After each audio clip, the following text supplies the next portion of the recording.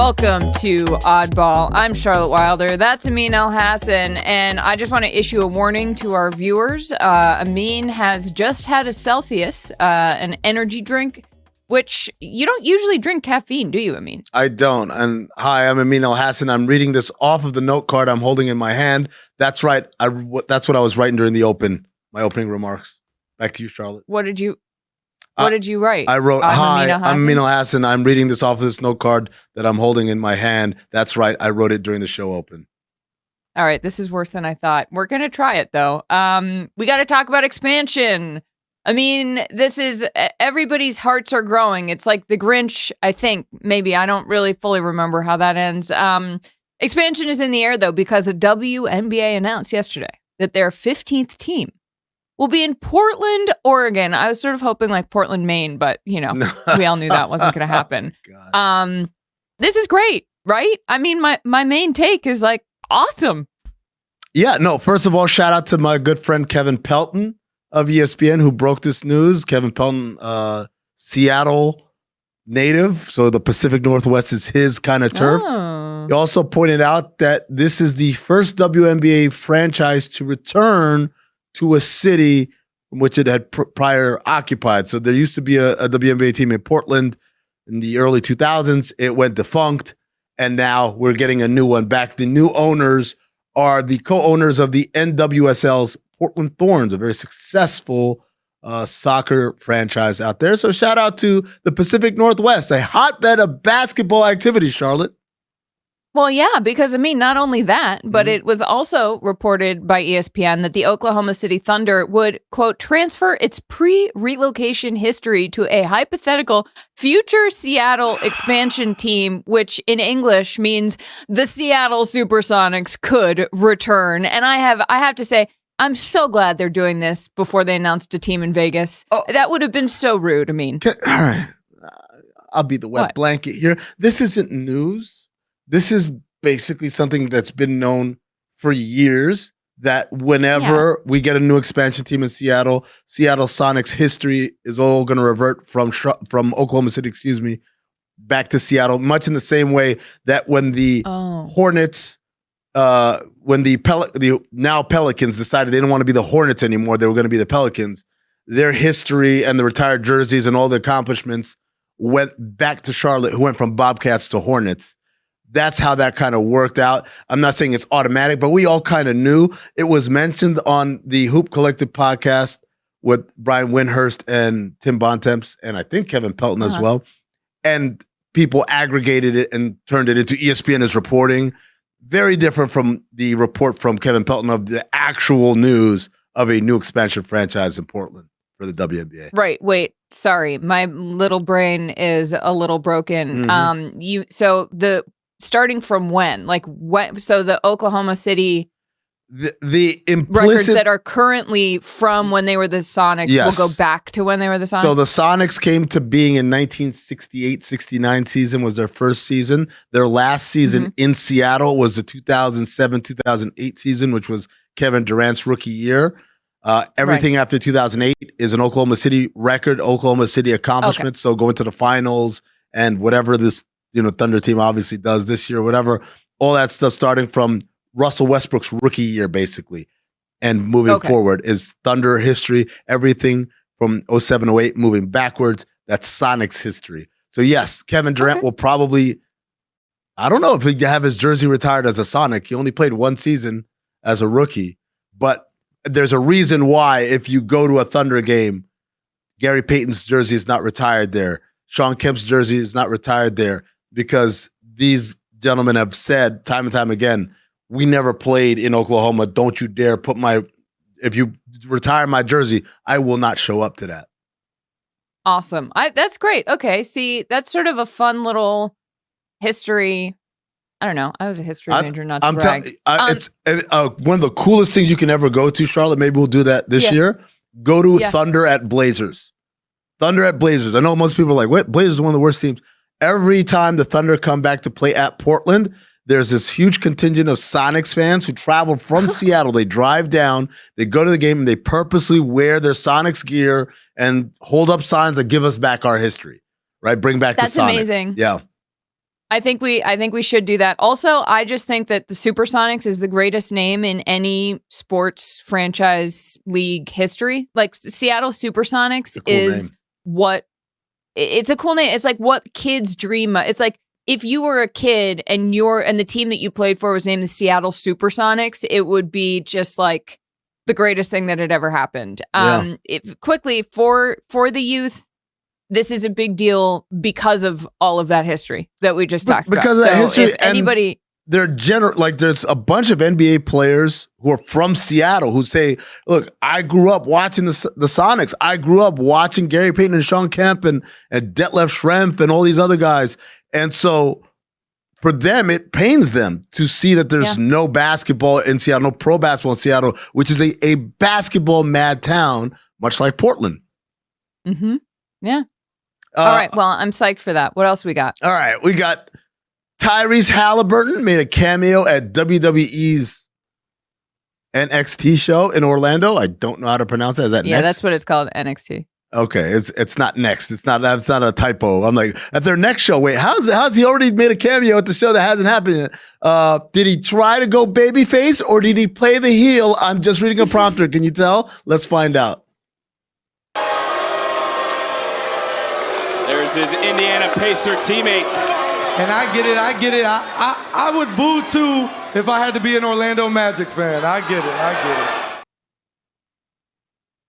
Okay, I mean, I have so many questions here. So this was in Orlando. Was that babyface or heel? I'm still trying to figure out. Heel. Because he was like taunting the crowd because it was in Orlando. He was like, "Oh, you have to be a Magic fan." It's also like, well, it's not that bad right now. It's been worse to be a Magic fan. If it was babyface, it would be, "I only think of you on 2 occasions." That's day and night. What? No, nobody. Okay, whatever, children. Go ahead. Babyface was an American singer and songwriter and producer. If you remember the Tony Braxton song, "You're Making Me High" or whatever, he wrote that. Yes. He also did background vocals on that. But he also had a ton of hits of his own. Among them, "I Only Think of You on 2 occasions." That's day and night. Back to you, Charlotte. Sorry that I'm so young that I couldn't possibly know that. Okay, so here's my thing. I mean, the whole Pacers team, a lot of them, maybe not the whole team, a lot of them were there. They all stood up. They travel. Okay, you would have to pay me so much money to get me in the off season to travel to Orlando to go to stand up at a WWE match for like 5 seconds. But what if you like WWE? Like, you and I clearly are not the target demo. But what if many of these young Pacer players are like, "Oh, we get to go to the NXT next show"? I don't know what it's called again. Yeah. Like, we get to go do that?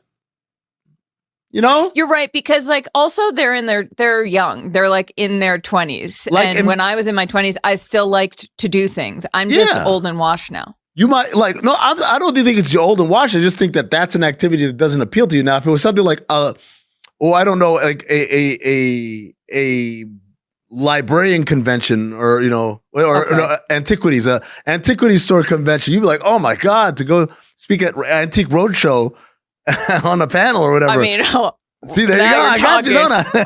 Okay, all right. I really wanted to be offended, but then I was like, "Oh my God, if they invited me to Antiques Roadshow, are you kidding me?" Fun fact, I applied to work there as my first job. Really? Did not get it. No. Who do you think got the job? Do you know who got the job? Oh, I don't know. It was like social media manager in 2010. So who even knows what God. Was? I was not qualified. That person is now the COO of Twitter. Yeah, right. What could have been? What do you think our wrestling personas would be on this show? I mean, it's sort of obvious.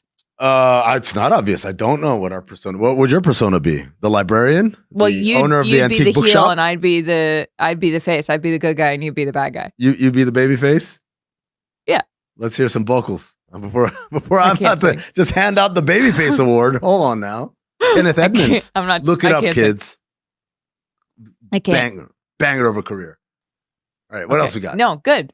I'm thrilled for him. I mean, now comes the time in the show where we have to say goodbye to someone. Boban Marjanovic has signed a 1-year deal.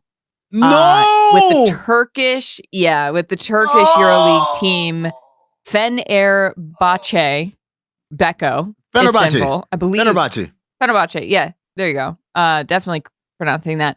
correctly. And this likely means that Boban's NBA career has come to a close and to not career. This is a pit stop. This is not a final destination, Charlotte Wilder. And I won't allow it. I will not accept you and your treacherous ways just turning your back on this man. After you said it was the end of his career. Well, because our producers told me to say that, Amin. Oh, producers tell you to jump off the Empire State Building. Would you do it? Do I have a parachute? Anyway, no, look, I agree with you. I think we should start a movement here at Oddball for getting Boban back into the NBA because he is a locker room guy who is, you know what? Let's look back on some of his most iconic moments in this league.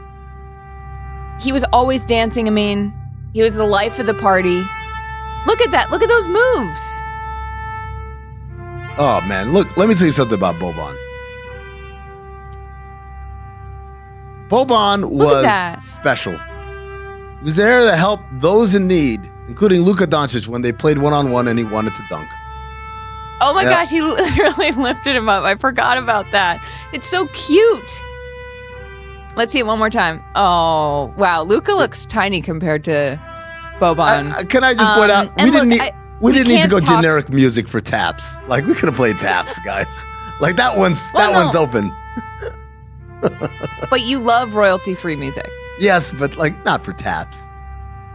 All right, well, royalty-free taps sort of slaps. Boban made important contributions, Amin, to the culinary arts in his goldfish commercials. Mm-hmm. I think that's 301 goldfish in Boban's hand in that picture that he's holding. Yeah, I believe they had to get multiple packages and empty them out in order for his hands to just appear to be full. He also taught kids a valuable lesson. You're dumb for thinking you can score on me. Why would any child think you can score on Boban? What are you, I don't know, nuts? but I love that Boban just like blocks him. He's not giving anybody anything. I mean, Boban's last heroic act in the NBA, though, he bricked 2 free throws so the Clippers fans could get free chicken sandwiches as part of a Chick-fil-A promotion. This is a man who is selfless, who cares not just about his teammates, but about the fans of an opposing team. And I just think, like, as a known locker room guy myself, Amin, I just feel like there has to be some place that Boban can go and contribute to the vibes. Charlotte, I'm going to tell you right now. Number one, what do people always talk about? It's about the bottom line. This business is about the bottom line. There is no player in the NBA with the cost versus revenue brought in ratio of Boban Marjanovic. State Farm, Goldfish, Chime. This dude was a marketing machine. He bricked 2 free throws on purpose to help Chick-fil-A out on a promotion. That's probably the best ad Chick-fil-A has ever had. And you're telling me his career is over? Look at this picture. Look at this picture. You want to tell me this guy is not an NBA player right now? Not me or Charlotte, the guy, the picture of the guy. You know what? Never mind. Don't show the picture. Show me Boban. Oh, there it is. This dude is going to be an NBA player again this season. Charlotte, I'm calling it, and I'm calling it. We're going to do this until we get Boban back in the NBA somewhere. Someone's going to need a big with good hands, a big who's a great free throw shooter, a big who's a great locker room personality, and more important than all of that, a big. The Knicks could use him, right? Bring him to New York. Absolutely. Knicks, Tom Thibodeau. You don't want a skilled, high IQ big who also brings in the bacon, brings home barrelfuls of money. This dude shows up with his own cash. You don't even have to pay him. He pays for himself within the first week on the roster. What are y'all doing? You telling me? All right. No, we don't need anyone. The Nuggets? We are not giving up. We're not giving up this fight. We are going to bring Boban back to the NBA. Rockets? It is an odd... Rockets? Yeah, sure. Suns? Great. Literally... Grizzlies? Anywhere. You know what? there is, oh God, this is, I mean, I guess actual news. Training camp is around the corner, which means that NBA players are back in the lab. And I mean, according to reports, Ben Simmons is draining threes. Jesus now, Christ. do you think? No, I thought you were going to say something like Ben Simmons did something, like something crazy happened. Ben Simmons was on America's Got Talent or something like that, or Australia's Got Talent or wherever. But no, you're going to tell me about Ben Simmons. What is it? How do I know it's September? A Ben Simmons is making threes story. We're done. We're done with this. I know it's September. Okay. You got to come up with something better, Charlotte. I'm not talking about this anymore. I've come up with so much. What other bright ideas do you have, Amin? I don't know. I mean, I don't produce sometime. Do something. I don't know. I just need something with a hook or something that we can get into, get our meat into, and kind of. Aye, matey, did ye say hook? You've got to be kidding me. This is What? this. Hold on. I guess. Yeah, there it is. All right. This is. I regret ever asking anybody to produce now. Don't you know it's International Talk Like a Pirate Day? How's this for a hook for September NBA news? This is terrible, but still better than Ben Simmons. I'm going to allow it. Let's but go. you're going to get into it, I know. You're just aching to do the accent. No? Okay, can I tell you a joke to get you in the spirit? Give it a try. Oh, it's fake Pirates of the Caribbean. Now, see, this I could get behind royalty free. All right. Okay. What? I mean, what is a pirate's favorite letter? It's R, I believe, right? No, 'tis the sea. Oh my God.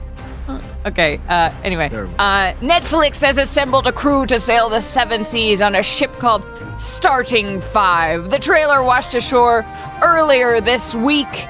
I mean, who will be the captain? Who will be the first mate and who will swab the decks? We have Jason Tatum, Anthony Edwards, LeBron James, Domantas Sabonis, and one other guy that I'm forgetting. Who is the other guy? I don't know. But Butler. Jimmy Butler. I don't even need to know who the last person is. Is it Jimmy Butler? Because, Charlotte, did you catch who's producing this Netflix docuseries? Yes, I believe it is LeBron James, his own company, Spring Hill Entertainment. It's his ship. It's uninterrupted. It's his ship, meaning LeBron is the skipper. Oh. Matey. Skipper. Am I doing this right? Matey. Yeah, that's a thing. Okay. First matey What of else? the matey will be my matey. Oh, I know. It'll be Jimmy Butler, because the first mate's got to be someone who like barks orders at people, right? And then swapping the decks. Come on, we all know who's gonna be. Charlotte, go ahead and say it. Don't say it. Yes, Don't say it to me. It'd be Tatum. That He poor be swapping fella, the decks. He can't get any respect. He's a landlubber and also perhaps a Fidel Castro fashionista, based on how he dressed for the Tonight Show. Also, the author of a book no one will read. Arr, matey. Me likes this game now. How about some rum? A rum tum tum. Oh, now he's into it. He has a pirate on his shoulder. Avast, ahoy. Some other news, not of the Spring Hill variety, but Philadelphia be taking up all of New York's plunder. First, Saquon Barkley abandoned ship from the Giants of New York to the Eagles, and now their very own first matey, or no, he's the captain. He's a captain. They did a whole ceremony for it, which I've never seen before in the NBA. They did a whole ceremony. So Jalen Brunson's the captain, but he's wearing the colors of the enemy as he hoists the flag of the Eagles. Should New York make him walk the plank, Charlotte? You know, I know this is my idea, but I'm exhausted of talking like a pirate. Me likes it though. No. Oh, now he's into it. Ye not likes it? What ye talking about? This be our best segment yet. We should sail the seven seas and drink rum. We'll be right back. Look, We'll be right back. I've got my parrot on my shoulder.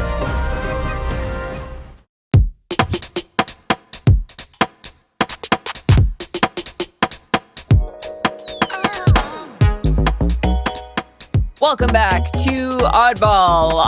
I'm going to have trouble not talking like a pirate. You sound constipated. Oh, God. I mean, the new NBA City jerseys dropped yesterday, and I am sure they are absolutely amazing. Our producers are going to show them to us and surprise us, and I just can't wait to see what incredible designs they came up with. Should we do it? Nike makes them, so usually everything Nike makes is awesome. I expect nothing but awesome designs, right? Yeah, that's what we've come to. Oh, my God. Come on. Oh, my God, this Celtics jersey. This looks like Equinox made a special workout set for Kermit the Frog. Like, what are we doing? You took this. I am shocked. I mean, this is the most. You mess up a Celtics jersey, the most iconic jersey in the NBA, if I do say so myself. This looks like bootleg Celtics. This looks like they didn't have the rights to the Celtics actual logos or gear, but somehow, like, what am I looking at? It looks like it's a reversible jersey. It looks like a free jersey giveaway that you get at the game that looks nothing like the actual team jersey. It looks like it's if you've ever played in a jersey with a weird green stripe on the side, and it just says Celtics in like brat green. Are they trying to do brat summer? It's lime green. I mean, not the Celtics font either. It just says Celtics like straight across. It looks like the jerseys that you get when you play in the non-sanctioned youth league, where they name the teams after real NBA teams, but they're not affiliated or associated with the NBA in any way. So Lake Show. Okay, the Lakers won. Amin. This is all right. It's purple and it just says Lake Show in vaguely Lakers font. It looks like, yes, again, this looks like something that I would buy outside of Staples, right there on Olympic and Figueroa. You know what I'm talking about? By the car wash taco place. Yeah, like there's a guy there, and he's selling this along with airbrush T-shirts of Kobe Bryant. That's what that looks like. Honestly, that would be a cooler jersey. Maybe they should try that next time. An airbrushed picture of Kobe. Okay. I'm sure it's in the works. What else are we? Well, Oklahoma. Now, to be fair, it's Oklahoma, so all of their jerseys are trash. So to be fair, it kind of just fits in. But Charlotte, you're a little closer to the screen, I think, than I am. Is that camo in the piping on the side? No, it's camo, it's like, right? It's a black jersey, and then there's a panel on the side that has blue. It looks like the torso of somebody playing basketball. Like, I don't think that's camo. Oh, I thought that was camo. It looks like camo. I thought it was camo. I don't know. Which makes it. I don't even know what that is. It would make it. It would make it appropriate for Oklahoma City. Also, city edition for Oklahoma City is maybe town edition for them. How about that? Minnesota. Okay, the best way I could describe this, it looks like a Gatorade bottle. Like one of the newer flavors, God. Arctic Freeze. Gatorade Frost. Like Frost. There you go. So it has to have some weird name that's not a flavor. Arctic Freeze or Frost. Like these aren't flavors, ladies and gentlemen. But that's what the Timberwolves one goes. Bulls. The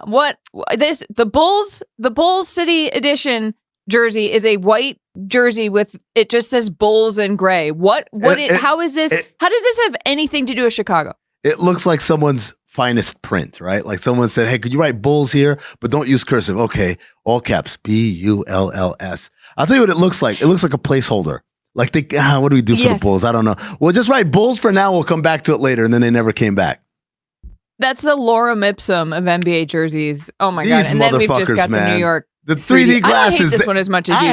I hate it because I still feel disoriented looking at it. Like, yeah, it does make me a little dizzy. Oh my God, Washington, D.C.? I like that one. This looks like a newspaper font. It says the district in like a pirate newspaper font. You like this? I actually like it a lot. It's better than the last one they had because the colors were all clashing. This one is a lot cleaner. Also, I like calling themselves the district. Like, hey, we're not Washington State. We're Washington, D.C. I like it. Yeah, it's too bad they suck. Also, before we go, Nike, if you're listening, you make amazing things. And if you want to sponsor us, we are very open. Just send merch. So. And also, Michael Jordan's depoy was a fraud. Okay, bye. Thanks. Aye, matey, did ye say hook? You've got to be kidding me.